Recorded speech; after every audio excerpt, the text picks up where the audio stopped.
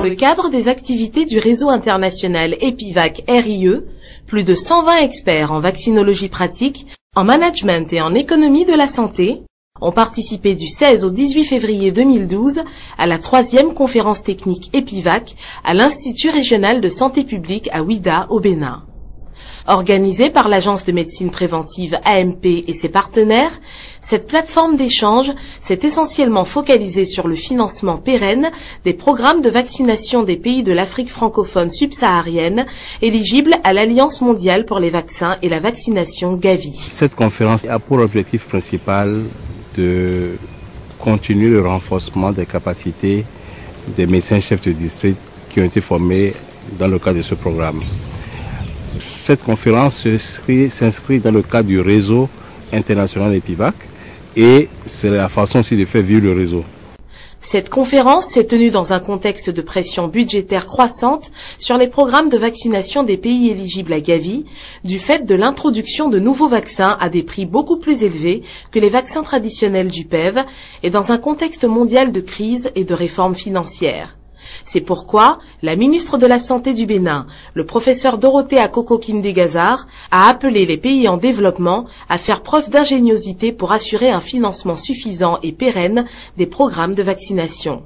Il est donc important qu'on innove et qu'on trouve d'autres mécanismes de financement et que nous ne nous adressions pas toujours à nos partenaires classiques, nos partenaires multiséculaires. L'AMP a invité à cette 3e conférence technique un parterre d'experts internationaux venus de 15 pays d'Afrique et d'Europe et les partenaires de la santé. Les participants proviennent en premier lieu des pays de l'Afrique de l'Ouest et du Centre qui envoient régulièrement des médecins-chefs de district ou des responsables de services de vaccination à cette formation. Compte tenu du thème de cette conférence, il y a un certain nombre de partenaires et d'experts qui ont été invités, notamment ceux de l'Organisation mondiale de la santé, du siège à Genève. Nous avons aussi une collègue, ancienne ministre, ancienne représentante de l'OMS, actuellement travaille pour un grand programme de plaidoyer pour le financement durable ou pérenne des vaccinations qui vient de la République démocratique du Congo. Ça fait effectivement un échange entre l'académie, l'université et puis les acteurs de terrain. 26 intervenants ont présenté leurs expériences en matière de financement de la vaccination à cette conférence technique. Beaucoup de problèmes ont été abordés, notamment la responsabilité des États dans le financement des vaccins et des vaccinations, comment aussi rendre cela complémentaire avec la communauté internationale qui fait beaucoup d'efforts, notamment à l'OMS, à l'UNICEF, à la Fondation Gates et ailleurs, pour soutenir les pays. Et puis il y a aussi les difficultés actuelles liées au cofinancement, à la nécessité de mieux gérer le financement communautaire et la participation du secteur privé.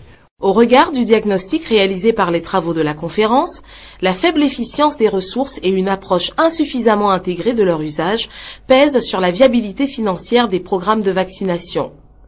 Au terme de ces 2 jours de présentation et de débat, des recommandations sur les différents thèmes abordés ont été émises. Concernant le financement public, il a notamment été recommandé d'élargir l'espace fiscal et d'augmenter la contribution des collectivités locales. La contribution du financement communautaire a été reconnue comme nécessaire au fonctionnement continu du PEV, tout en veillant à la pérennisation et l'équité du mécanisme. Au sujet des financements privés, il a été préconisé d'amplifier les perspectives ouvertes par les micro-mutuelles de santé et d'explorer le mécénat.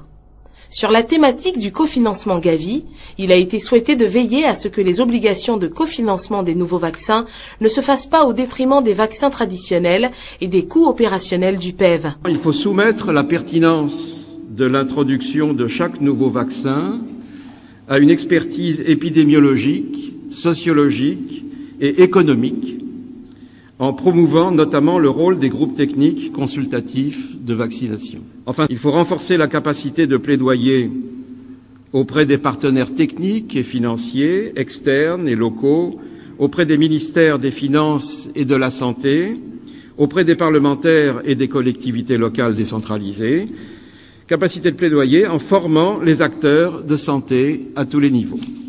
La 4e réunion de coordination du réseau international EpiVac-RIE a précédé la tenue de cette conférence technique. Elle a permis de faire le bilan du fonctionnement du réseau, notamment des activités menées dans le cadre du partenariat RIE-ADVIM. Les participants ont recommandé d'une part l'intensification de l'ouverture des réseaux nationaux EpiVac à tous les acteurs de la vaccination, qu'ils aient participé au programme EpiVac ou non, et d'autre part la construction de partenariats avec les organisations de la société civile OSC impliquées dans la vaccination au niveau des pays et l'enregistrement juridique et administratif des réseaux nationaux EpiVac.